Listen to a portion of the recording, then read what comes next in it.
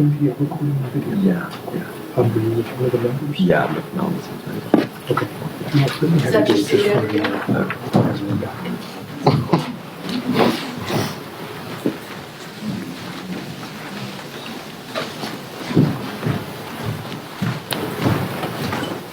All right, good morning. Thank you all for your patience. Thank you for being here, first and foremost, for showing up. As you can see, I'm joined today by my colleagues in the House Democratic Caucus who are showing up. The only people missing, apparently, here in Washington are House Republicans.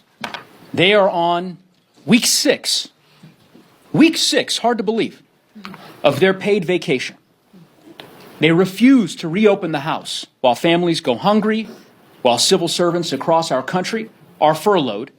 House Republicans are missing in action. It is shameful, and it should offend every American the way in which House Republicans have debased the Article I branch of our government. They have an obligation to be here with us to work in good faith to reopen the government. Now, that is the backdrop to the topic that has brought us together this morning, which is that the Trump administration has made a conscious and deliberate choice to suspend SNAP benefits. They've done so notwithstanding, as you'll hear from Ranking Member Craig and the tremendous leaders who join me today, that the funds are sitting in a contingency account. Over $5 billion available today that could be used, that must be used under the law so that hungry families don't starve. And for my Republican colleagues who suggest all sorts of fanciful rationales for why the administration has been unwilling to do so, I would just simply say it is outrageous that the Trump administration can come up with $40 billion to bail out Argentina and refuses to spend the money that Congress has appropriated to feed hungry families in America. Outrageous. And House Democrats won't stand for it. And the person who has been leading the charge in that regard is a dear friend of mine, a tremendous leader for the people of Minnesota, and the lead Democrat on the House Agriculture Committee, and that is Ranking Member Angie Craig. Well, thank you so much, Assistant Leader Neguse. We are here today, all of us, because President Trump and Agriculture Secretary Brooke Rollins have chosen to take food away from 42 million Americans, 16 million children, 8 million seniors, 1.2 million veterans in our country. They could work with Democrats to find a way to protect the American people from having their health care premiums skyrocket. Saturday morning, people are going to get up the first day of open enrollment. They're going to check the websites or those links, and they are going to see their premiums skyrocket. The very same day that Americans have run out of SNAP assistance because the Trump administration has decided, an active decision, not to reload those cards. The Trump administration has the appropriated funds and the legal authority to pay SNAP benefits in November, plain and simple. Refusing to use the appropriated funds is against the law, as a multi-state coalition of 26 attorneys general alleged in a lawsuit filed yesterday afternoon. If the president wanted to help feed hungry American children, he would. His actions display a pattern of callous disregard for America's hungry seniors, children, and veterans. Let's recall, this is on top of the following from this administration this year. They canceled $500 million worth of food for local food banks. They canceled the local Food for Schools program. They cut SNAP by $186 billion in the big, ugly bill. In the case of November SNAP benefits, this administration's hands are not tied. Withholding food from hungry children, seniors, people with disabilities, and veterans is a choice. The law is clear and unambiguous on this point. I'm calling on the president to get back from Asia, to do the right thing and the moral thing. I'm calling on the president to follow the law. And where are my Republican colleagues? Silent? Complicit? They have a responsibility to their constituents not to go along with this cruel behavior. This administration must stop playing politics with America's hungry seniors, veterans, and children. And with that, I would be honored to introduce my Agriculture Committee colleague and friend, Representative Nikki Budzinski. Thank you, Ranking Member Craig. I'm so proud to stand here alongside you and my other colleagues today. Over the past few months, my agriculture colleagues and I have been on the front lines of Republicans' ongoing attacks on SNAP in committee. Now, on day 29 of this shutdown, we are seeing SNAP caught in the crossfires again. Despite the government shutdown, the USDA has roughly $6 billion in congressionally appropriated contingency funding set aside for SNAP emergencies, as was mentioned by our ranking member. While that amount isn't enough to cover the full benefits, it could at least provide partial support to millions of Americans who rely on this program. But now USDA, as has been mentioned, is claiming it cannot use those funds, arguing that because benefits of fiscal year 2026 have not been appropriated, the program no longer exists. That is just unprecedented. States, including my own in Illinois, are rightfully suing. And instead of stepping up to help families put food on the table, this administration is continuing to play politics. On Tuesday, a banner appeared on the USDA's own website blaming Democrats for the potential interruption for food assistance. It read, quote, "Bottom line, the well has run dry. At this time, there will be no benefits issued November 1st. That's a lie, and it proves a hard truth to swallow. They don't want to help. They cut billions from SNAP to root out what they refer to as waste, fraud, and abuse. They did it to hand out even more tax breaks to billionaires. When given the choice between billionaires and working families, between corporate tax breaks and children who rely on just $6 a day to get by, they have made their choice. And it is shameful. And to the billions, and to that, the billions in cuts in this so-called one big beautiful bill is added. I've met with parents who already are struggling to stretch every grocery dollar. These new cuts will be devastating. This week, I led the Illinois Democratic House delegation in expressing serious concerns to Secretary Rollins about this change. Rushing implementation without proper guidance will cause preventable loss of benefits for eligible individuals at a time when budgets are already stretched thin due to rising costs.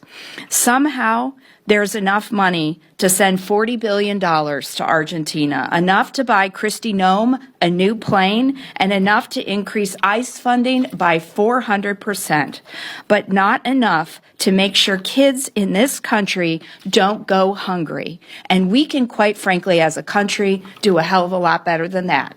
And so with that, I am going to introduce my Agriculture Committee member and good friend, Salud Carbajal.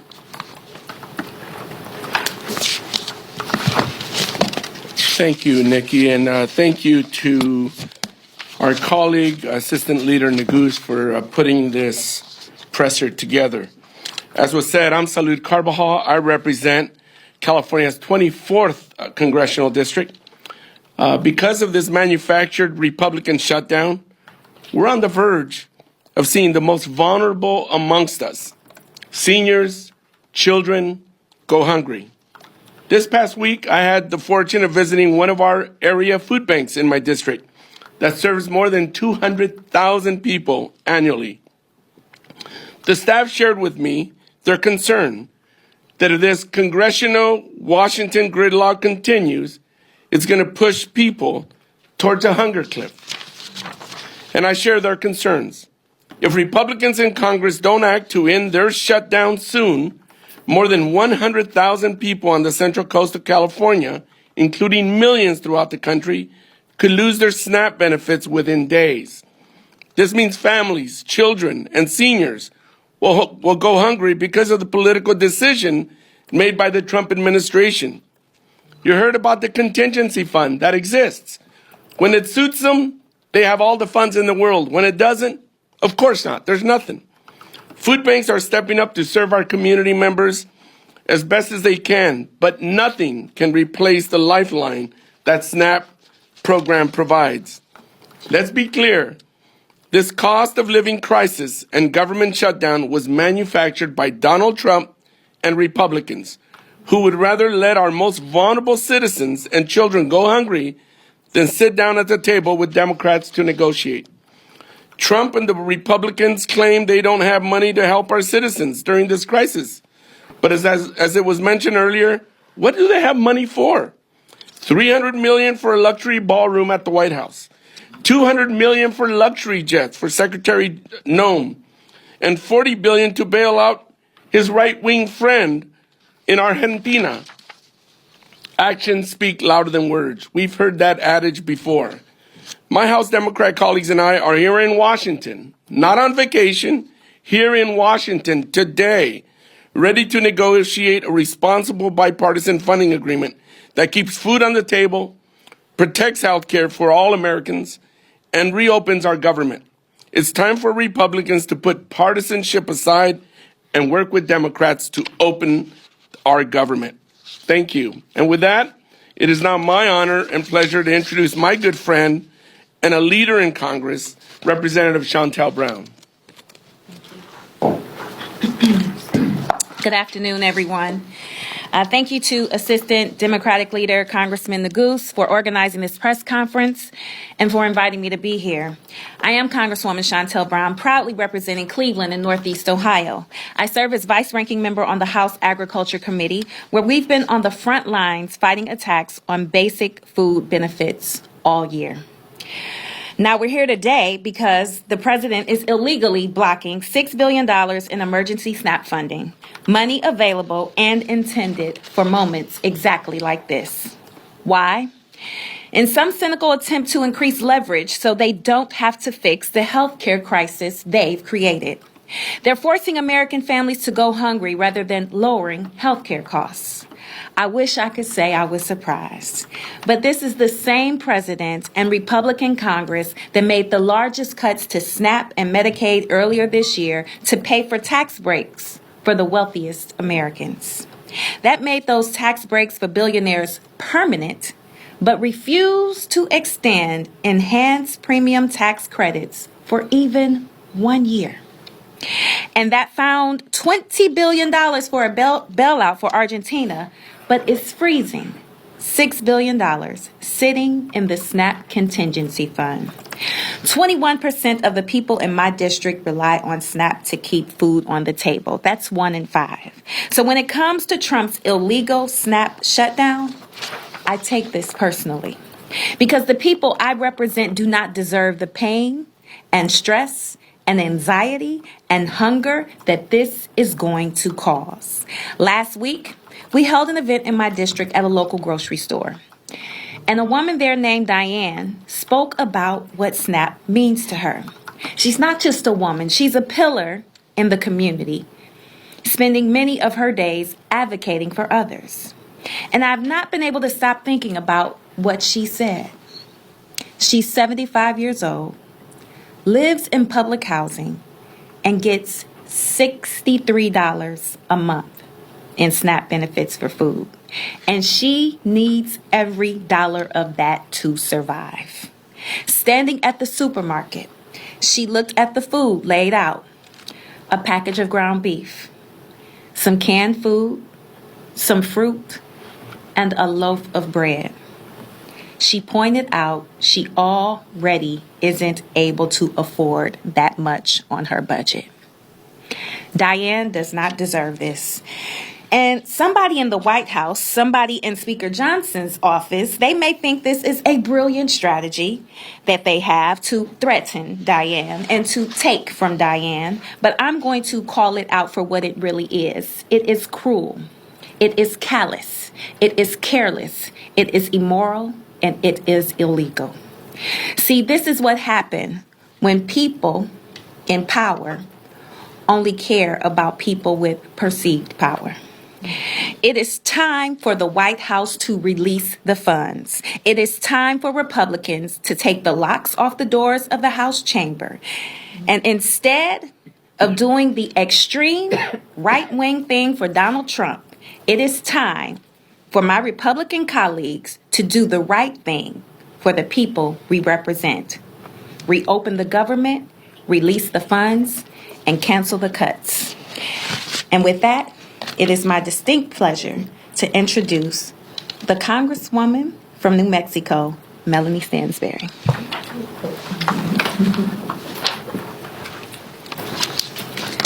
Good morning, everyone. I'm Congresswoman Melanie Stansberry, and I am deeply proud to represent New Mexico's 1st Congressional District, but I'll be honest, I'm deeply ashamed to have to stand here today as our country is on the brink of a food and hunger crisis that is completely manufactured by the White House. So let me start out by saying this. Mr. President, Leader Thune, Speaker Johnson, if you are watching this, American lives are not a political game. 42 million Americans, half of them children, will not be able to put food on the table on Saturday in 3 days if you do not release the funds that have already been appropriated to fund the SNAP program. 42 million Americans, and this is a choice that you are making to starve American children, elders, seniors, veterans, people with disabilities, because you think that this is a political game, and we are not here to play. So feed our children. Now, I want to address this situation. There is money sitting in a contingency fund, billions of dollars that Congress has already appropriated to ensure that this did not happen to our country. That money is there. That is why 24 attorney generals for the states here in the U.S. are suing right now to make sure that that money gets released, because they are choosing to not release it.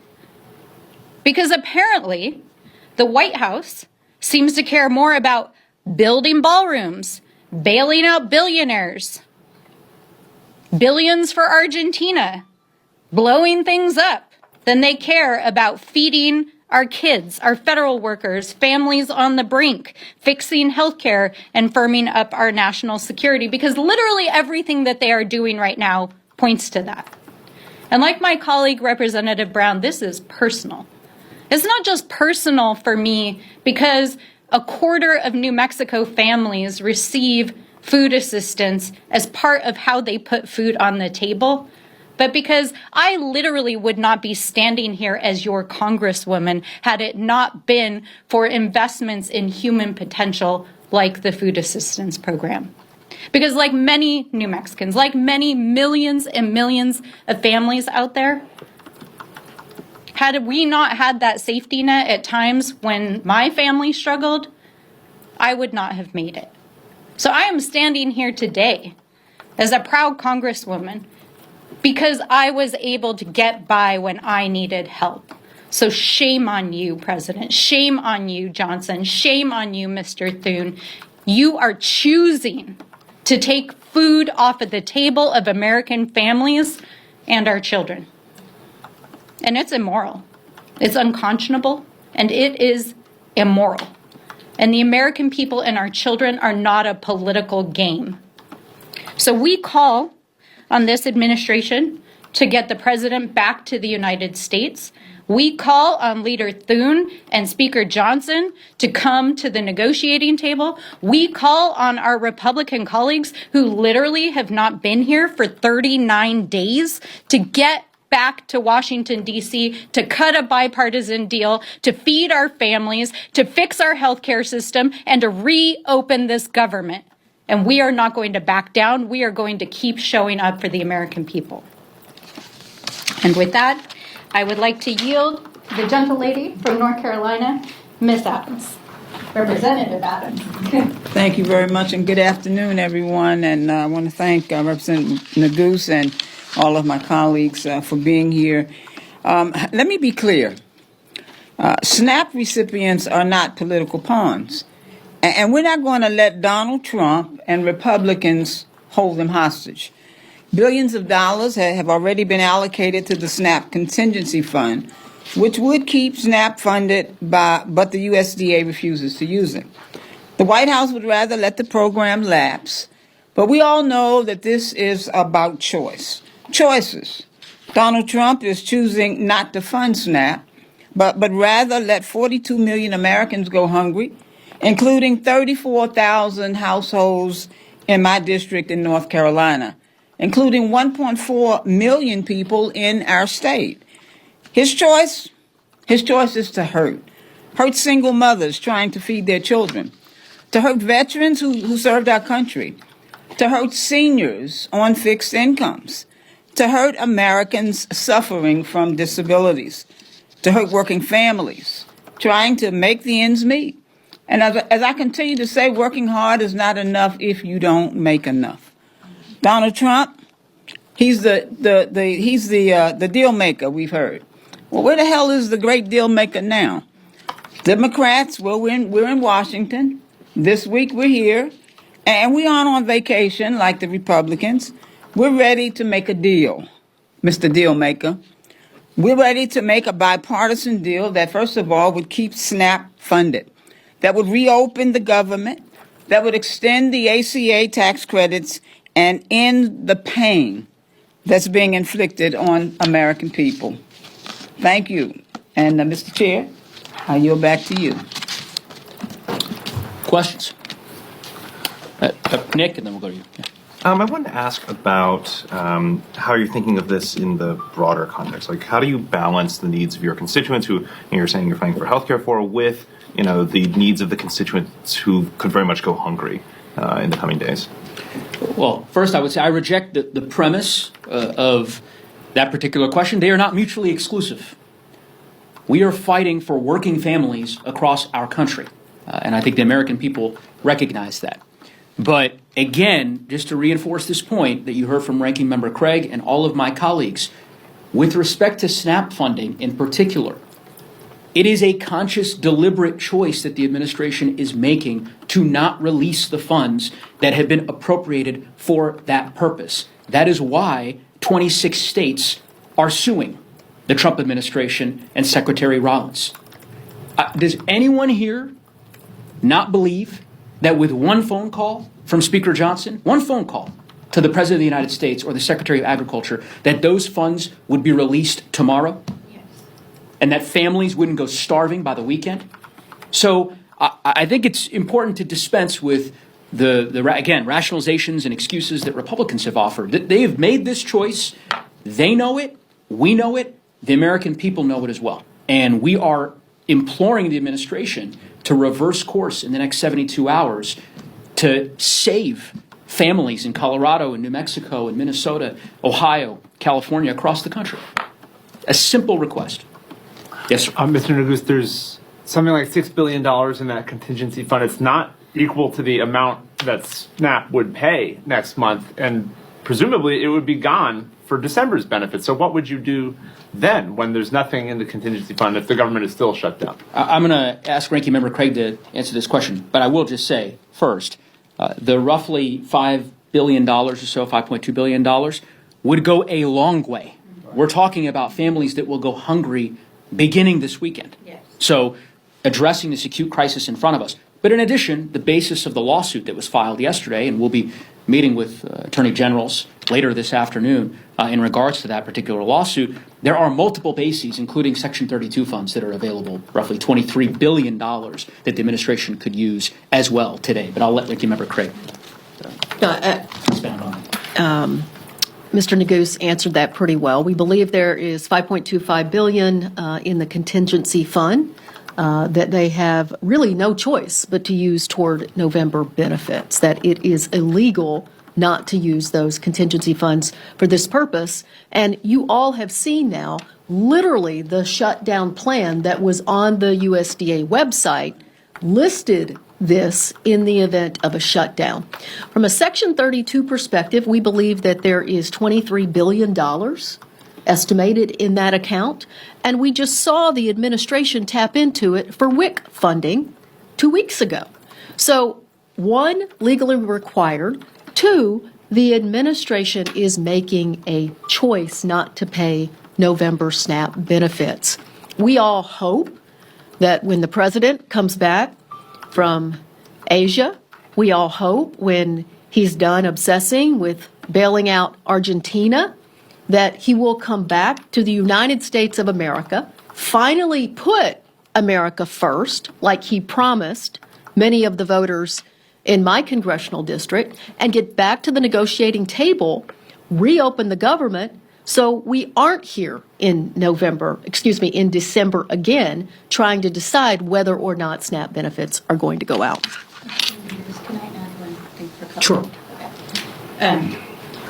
I want to just add a little bit of color and explanation for anyone that has never been on SNAP before to help understand why the release of funds now is vital. For the vast majority of SNAP beneficiaries, they're extremely low income. And the way that families essentially put food on the table is that money gets transferred from USDA to the states, and then that is transferred onto an EBT card, which is a debit card. You can use that at a grocery store, at a farmer's market, at your local convenience store. But many families, because they're living on the edge, and this is not the entire amount of money that helps them get groceries. It's $6 a day. If you're a family of four, you're not filling your belly with $6 a day. It's what is keeping you from falling off the edge, right? And so many SNAP beneficiaries actually, by the time they get to the end of the month, they've already spent their entire SNAP benefits. So these families were already likely in crisis this week. And now they're hearing that on Saturday, when they plan to go grocery shopping, that money's not going to be on their EBT card. That means on Saturday, millions of families across this country literally will not be able to buy groceries. And I want to just emphasize this. The vast majority of SNAP beneficiaries are people with disabilities. They're seniors on fixed incomes. They're people like my mom, who literally couldn't even make it to the end of the month without that extra support. These are children in the foster care system. I don't know what image people have of who are SNAP beneficiaries, but those are the people who are literally not going to be able to go grocery shopping. And let me just say this. Our food banks are gearing up all across the country to try to address the crisis, but there is not sufficient bandwidth, money, food, or infrastructure to feed every single American family that will not be able to get groceries on Saturday. And so there are children and there are elders, some of which are homebound and otherwise unable to get access to food, who literally will not have food on Saturday. This is an emergency. That is why there is an emergency contingency plan. So even if that cannot fund groceries for the entire month of November, it will make sure that those children and those seniors don't starve on Saturday. Does that make sense? Thank you. Thank you, Mr. Neguse. Thank you all for doing this. At the same time, these SNAP funds are getting ready to run out. States and recipients are preparing for the expanded paperwork requirement verification under the One Big Beautiful Bill Act, with administrative enforcement effectively beginning on November 1st, just as these funds are getting ready to run out. I've been told that this means that recipients and state agencies could face a dual administrative crisis, one driven by the lack of federal funding and another driven by this federal red tape, as it's been called. Can you speak to kind of that double whammy that families could face, not only not receiving funds as early as this weekend, but also dealing with the impact of the new paperwork requirements from the reconciliation law that was passed this summer? Well, I would say, and I'll ask our ranking member to expound on this a bit, I agree the way that you've described it. I think the confluence of decisions made by the Trump administration and House Republicans, of course, embedded in the law that they passed earlier this year, have created a real crisis for working families as it relates to SNAP. And in my view, it provides you with the answer to the question of why the Trump administration is deciding to violate the law by refusing to release these funds. We know why. Because they don't support SNAP. How do we know that? Because they cut SNAP earlier this year, over the summer, in the Republican reconciliation bill that the president signed into law. To do what? To pay for billions of tax cuts for the richest Americans in our country. Billionaires and some of the biggest corporations. So I think the American people understand well the context in which this decision is being made by the Trump administration. It is an immoral decision, in my view. But I'm happy to defer to our ranking member. That's exactly right. The additional paperwork requirements, in addition to raising the age for work requirements under SNAP, in addition to all of the other barriers that the big beautiful bill will put in place, including a cost shift to the states in the hopes that the states, or in 10 cases around the country, the counties who actually have responsibility for paying for future benefits, all of this was with the intention of driving people off SNAP. $6.20 a day is what SNAP pays. And as my colleague, Ms. Stansbury, said, this does not come close to covering even one trip to the grocery store a month for most American families, especially as this administration has started a trade war that is driving up costs for everyone in our country.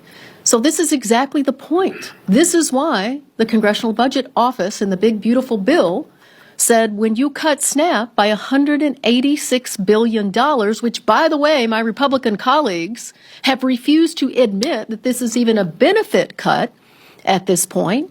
Their talking points are that they actually didn't cut SNAP. Millions of Americans, millions of people are coming off of the SNAP program because they will not be able to overcome the barriers that this administration is putting in place. And it's cruel. Yes. Thank you, Mr. Neguse. I wanted to ask if you had seen or looked at either of the dueling proposals in the Senate, one by Republicans, one by Democrats, for bills to keep SNAP funded through the shutdown, and what you thought of those, and whether you've spoken to your counterparts in the Senate about some kind of coordinated push maybe on legislation like that. I'm familiar with the proposals, and I know that many of my colleagues, Representative Stansbury and others, have proposed legislation here in the House as well. Those conversations will continue. But ultimately, I think, again, I'm belaboring this, but it matters, and it's important for us to communicate this. We do not need to, legislation doesn't need to be passed in order for these funds to be released. It is the law. Let me repeat it. It is the law. The Trump administration is required to release those funds today. That is why the administration is now embroiled in federal litigation, in federal court in Massachusetts, that I ultimately think will be successful. And the administration will be compelled, eventually, to release those funds. The question is whether that decision will happen before families go hungry or after. That's really, in my view, the stakes.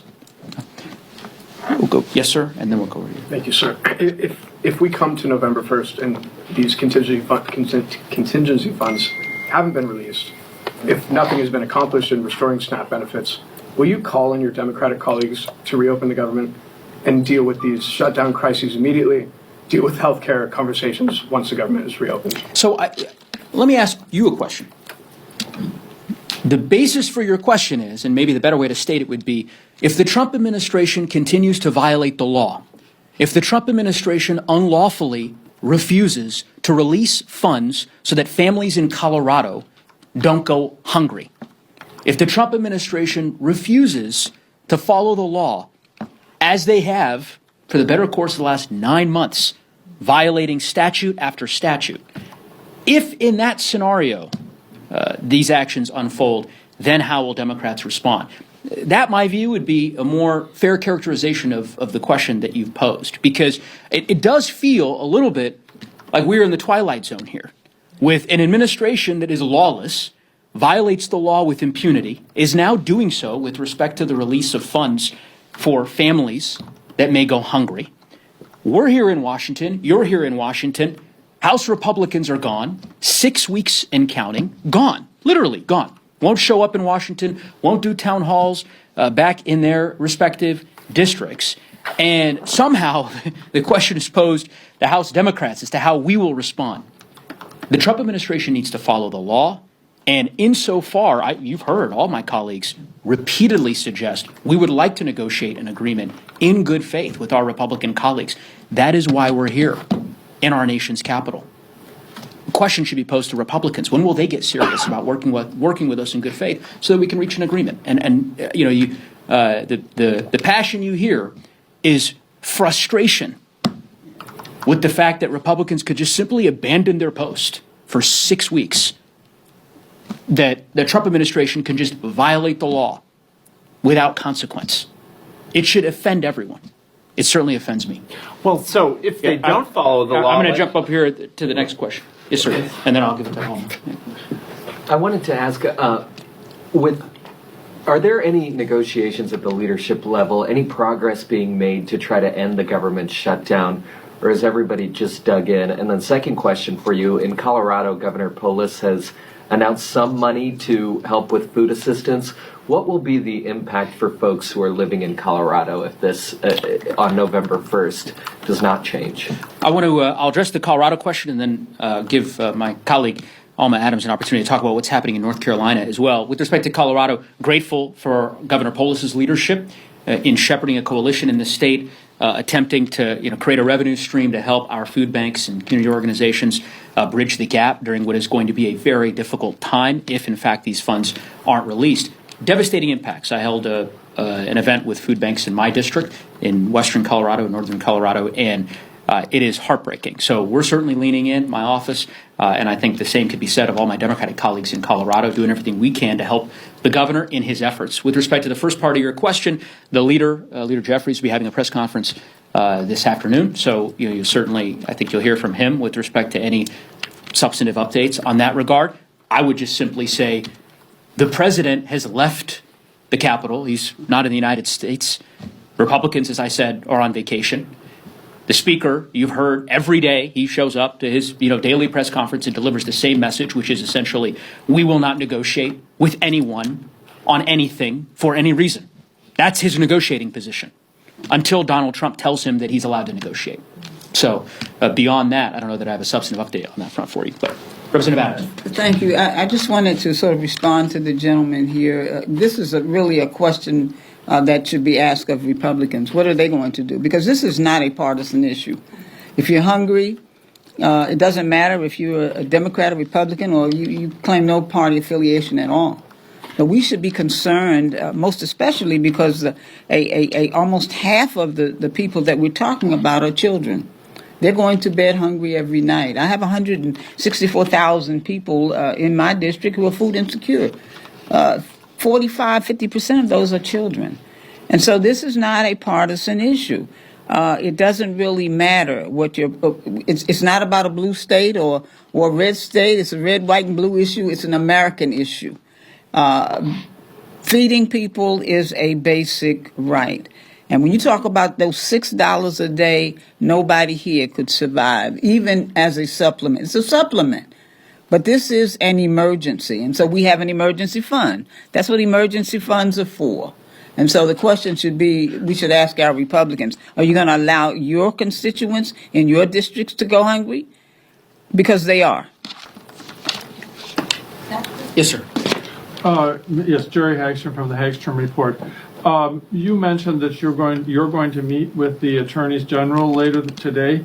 I'm wondering if you're hoping that the lawsuit that's been filed will be taken up by the courts, and so that they might issue something that the administration has to issue the benefits on Saturday. And then the second question is, after you meet with these attorneys general, are you planning any kind of media availability?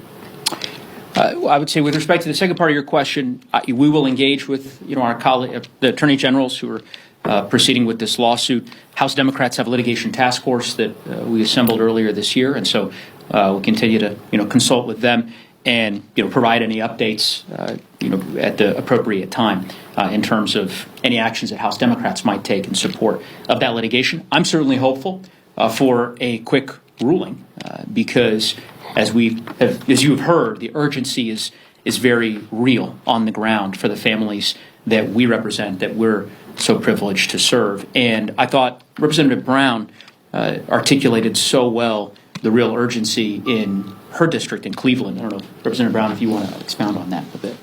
Thank you, Leader Neguse. It is, this, again, it's a manufactured crisis. This is the Republican shutdown. They control the House, the Senate, and the White House, and they have surrendered their responsibilities in the Congress to the service of the president.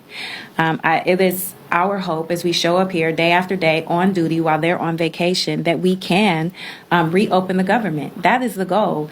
I don't think that anyone, especially here right now, wants to see this continue. They can make these things happen right now. They have demonstrated the capacity and the ability to creatively find resources for the things that they want to do.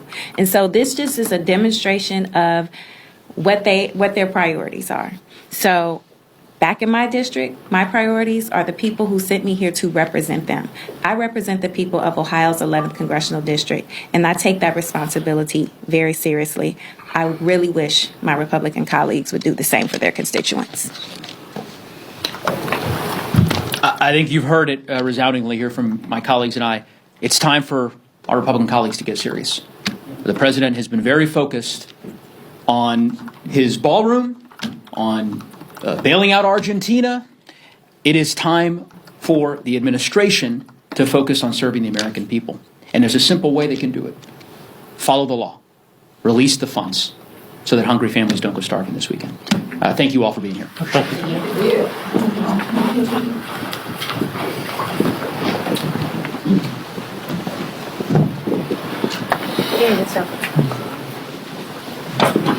I'm okay. I'm